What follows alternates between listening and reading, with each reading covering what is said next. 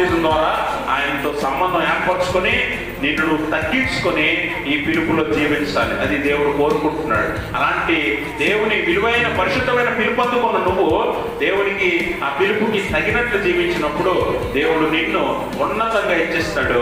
నిన్ను దేవుని సాధనంగా సాక్షిగా నిలవబెట్టుకుంటాడు. బలంగా అనేక మందికి నువ్వు మాదిరికరంగా నీ ద్వారా అనేక ఆత్మలు రక్షించబడాలి. నిన్ను దేవుడు వాడుకుంటాడు. నా దగ్గర లేదే, టాలెంట్ లేదు, నైపుణ్యం లేదు, నాకు ఏమి రాదే నువ్వు అనుకోవచ్చు. కానీ ఏమి రాకపోయినా నువ్వు పాత్ర, నిన్ను దేవుడు పరిశుద్ధ ఆత్మతో నింపి నడిపిస్తాడు.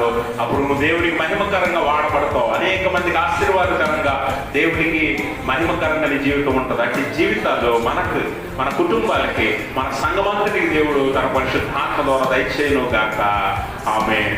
సమస్త జ్ఞానం మించిన దేవుని సమాధానం యేసుక్రీస్తు వల్ల మీ హృదయంలో మీ తలపులకు కావలి ఉండును గాక.